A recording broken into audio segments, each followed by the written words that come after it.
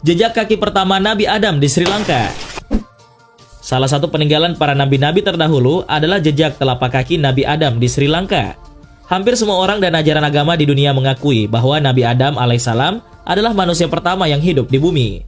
Dalam Al-Quran sendiri disebutkan bahwa Nabi Adam dikeluarkan dari surga ke bumi karena telah melanggar perintah Allah Subhanahu wa Ta'ala untuk tidak memakan buah yang ada di surga. Saat melanggar itulah Nabi Adam alaihissalam diturunkan ke bumi di puncak sebuah gunung yang saat ini berada di wilayah Sri Lanka. Terletak di lokasi pegunungan Samanala, yakni antara distrik Ratnapura dan Nuwara Eliya, Provinsi Sabaragauma. Adam Peak yang artinya puncak Adam, terdapat jejak kaki manusia pertama di dunia.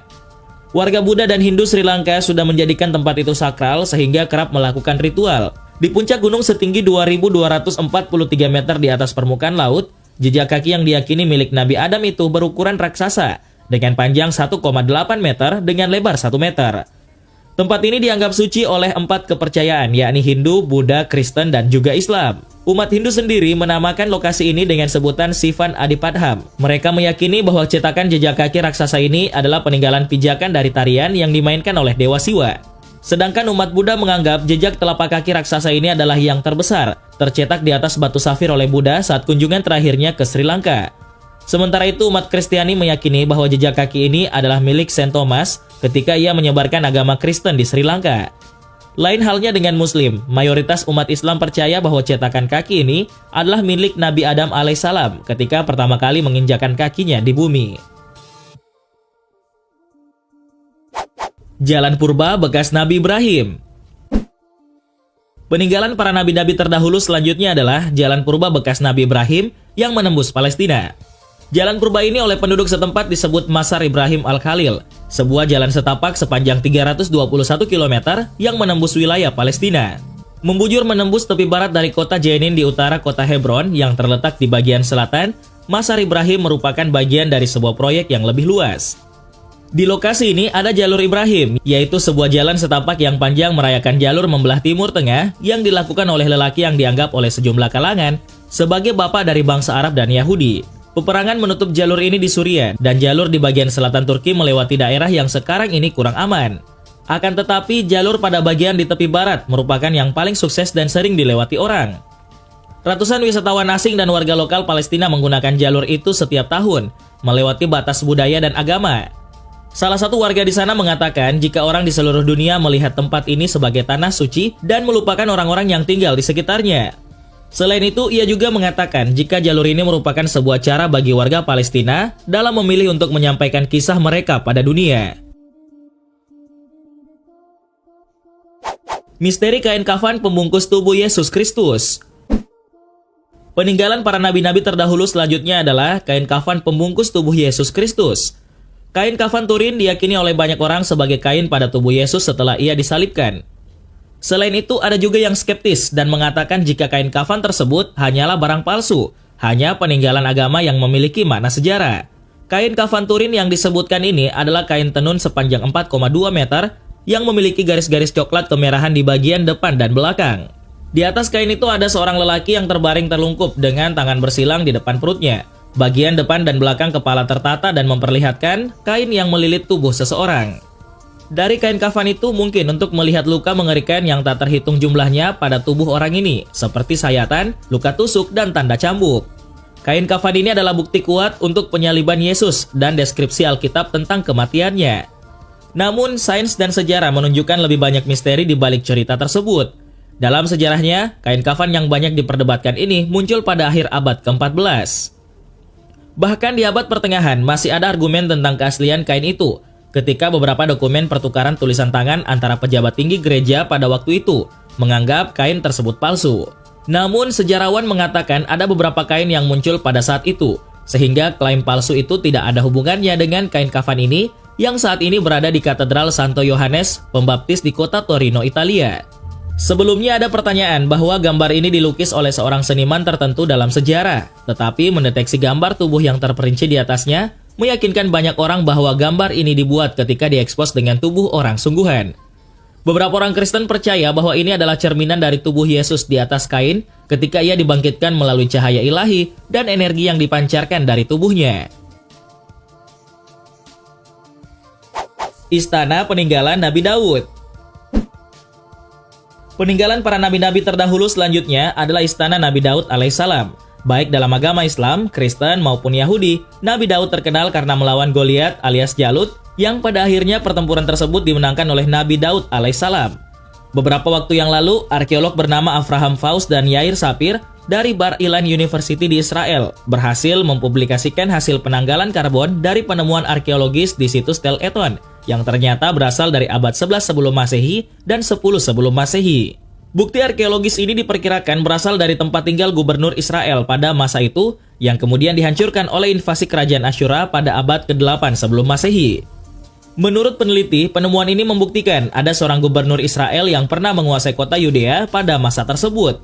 Tim arkeologi kemudian menggali lebih dalam dan mengambil sampel dari lantai dan pondasi untuk mengekstrak bahan organik potensial yang dapat mereka uji termasuk arang dan lubang zaitun.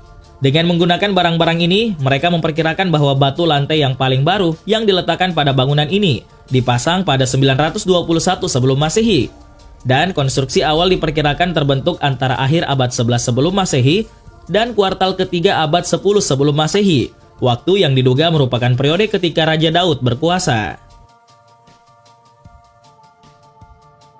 Tambang besi Nabi Daud. Peninggalan para nabi-nabi terdahulu selanjutnya adalah tambang besi Nabi Daud alaihissalam. Selama ini Nabi Daud alaihissalam dikenal seorang yang memiliki keahlian sebagai pandai besi yang sangat handal. Pada tahun 2008 silam, para arkeolog berhasil menemukan lokasi yang diduga sebagai pusat tambang besi pada masa Nabi Daud alaihissalam dan anaknya, yaitu Nabi Sulaiman alaihissalam, di Yordania bagian selatan. Tidak hanya besi, para arkeolog juga menemukan berbagai jenis barang tambang seperti emas, perak, tembaga, dan perunggu. Konon bahan-bahan inilah yang dijadikan sebagai material pembangunan pada kuil Sulaiman. Nabi Daud alaihissalam sendiri adalah keturunan dari Nabi Yakub alaihissalam dan menyambung hingga Nabi Ibrahim alaihissalam dari jalur Nabi Ishak alaihissalam.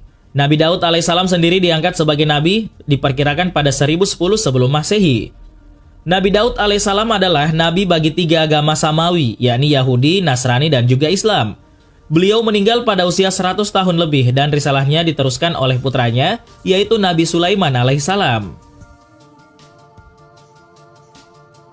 Tongkat Nabi Musa. Peninggalan para nabi-nabi terdahulu selanjutnya adalah tongkat Nabi Musa alaihissalam. Beberapa waktu yang lalu, para peneliti berhasil menemukan kota emas peninggalan Fir'aun yang melengkapi penemuan terpenting di dunia saat ini.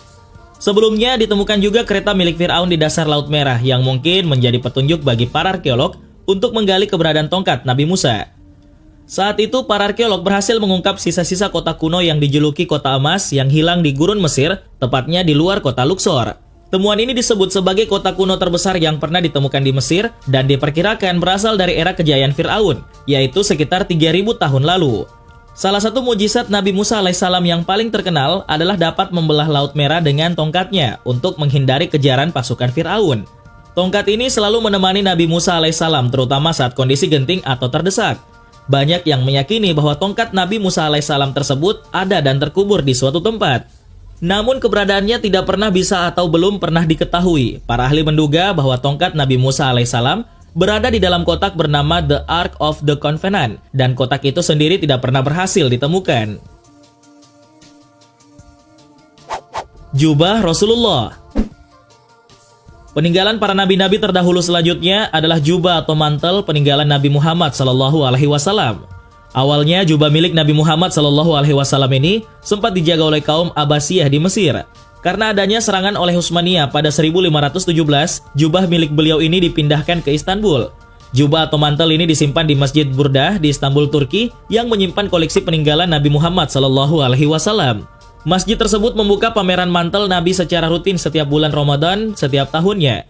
Pameran tersebut dibuka oleh Mufti Istanbul dan menghimbau agar masyarakat yang mengunjungi pameran Burdah tersebut bisa mengetahui salah satu pusaka warisan Rasulullah dan mengambil pelajaran sejarah. Burdah tersebut merupakan burdah peninggalan Rasulullah yang diberikan kepada salah satu umat kesayangannya, yaitu Uwais Al-Qarni. Surat-surat Rasulullah. Peninggalan para nabi-nabi terdahulu selanjutnya adalah surat-surat milik Rasulullah SAW. Semasa hidupnya, Nabi Muhammad SAW cukup sering menuliskan surat, mulai dari surat yang ditujukan kepada para raja hingga surat yang beliau tulis untuk rakyatnya. Salah satu contohnya adalah selembar surat dari Rasulullah untuk Najasyi, sang Raja Habsya. Kemudian ada juga surat Nabi yang ia berikan kepada Kaisar Romawi saat itu, yang mana surat tersebut lengkap dengan stempel khusus dari Nabi Muhammad SAW. Selain itu, ada juga surat untuk Raja Heraklius di Romawi, surat Nabi untuk Raja Mukaukas Mesir, hingga surat yang diperuntukkan oleh Nabi kepada rakyat Oman. Sepanjang hidupnya, Nabi Muhammad SAW telah mengirimkan sekitar 43 surat untuk raja dan tokoh lainnya, dan beberapa dari surat tersebut masih tersimpan hingga sekarang. Sandal Rasulullah. Peninggalan para nabi-nabi terdahulu selanjutnya adalah sandal peninggalan Rasulullah SAW yang disebut dengan terompa. Terompa sendiri adalah alas kaki yang terbuat dari kulit sapi dan diikat menggunakan 2 tali. Sandal tersebut merupakan saksi bisu perjuangan Nabi Muhammad SAW ketika peristiwa Isra Miraj dan perang berlangsung. Terkait penggunaan sandal pun, Nabi pernah menyampaikan dalam sebuah hadis kepada umatnya agar memakai sandal dari yang sebelah kanan dulu. Nabi SAW bersabda, "Bila salah seorang di antara kalian hendak memakai sandal, hendaklah ia memulainya dari yang sebelah kanan." Tapak kaki Rasulullah. Peninggalan para nabi-nabi terdahulu selanjutnya adalah tapak kaki Rasulullah SAW yang hingga sekarang dipamerkan di Museum Topkapi Istanbul, Turki. Sebuah riwayat menyatakan apabila Nabi berjalan di atas batu, kakinya akan tenggelam di dalamnya dan meninggalkan sebuah cetakan. Selain itu, pada masa Nabi Muhammad SAW, orang-orang yang hendak meresmikan sesuatu, mereka pasti akan meminta Nabi untuk menapakkan kakinya. Oleh karena itu, ada sebuah jejak kaki di batu yang dikatakan merupakan jejak Nabi Muhammad SAW. Hingga sekarang, benda-benda bersejarah tersebut terus dijaga agar semakin banyak yang merasakan bahwa Nabi Muhammad SAW berada dekat dengan umat manusia yang mempercayainya.